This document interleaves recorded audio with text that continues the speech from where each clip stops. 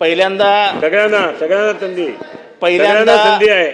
मला या खात्याला महाराष्ट्रावर चर्चेत आणणारे माननीय सगळ्यांना संधी आयुक्त तुकाराम मुंडे यांचं मनापासून अभिनंदन करावं असं वाटतं की महाराष्ट्राला कॅन्सरनी घेणारे जे कोणी लोक आहेत त्यांना रिंगणात आणणारा हा माणूस आज तुमच्या कार्यालयात, तेव्हा त्याची काळजी घ्या.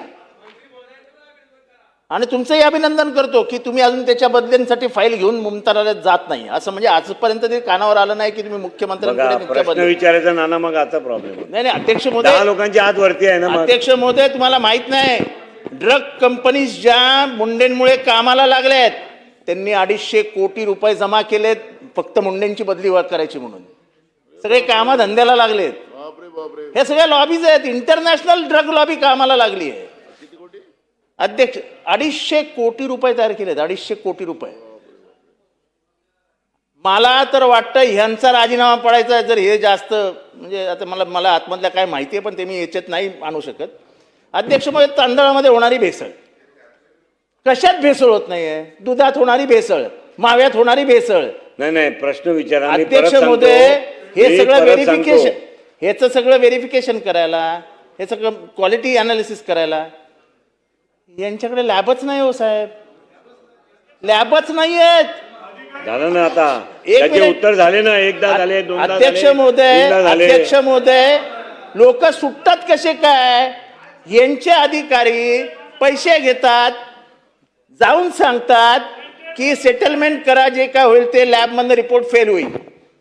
लॅबमधनं रिपोर्ट फेल होऊन येतो, मॅटर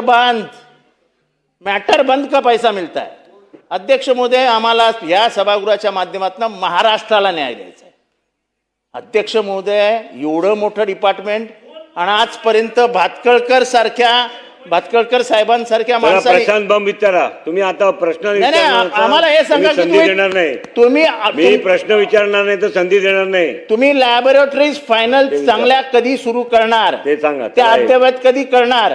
किती कालावधीमध्ये लॅबोरेटरीज कामाला लागणार? कुठे कुठे नव्या लॅबोरेटरीज उघडणार? आणि एवढे दिवस या लॅबोरेटरीज उघडल्या नाहीत, त्यांच्या मशिनरीज चेंज झाल्या नाहीत, याची जबाबदारी तुम्ही कोणावर टाकणार? आणि याचा सरकार या लॅबोरेटरीज मधून निघालेल्या रिपोर्टचा व्हाईट पेपर काढणार का? चला मंत्री. आणि तांदुळामध्ये भंडारा, गोंदिया, चंद्रपूर, इथे गडचिरोली इथे होणारा भेसळ आणि महाराष्ट्रभर गरिबांना वाटणाऱ्या तांदुळामधनं जाणारे दगड, ह्याच्याबद्दल कारवाई कधी होणार?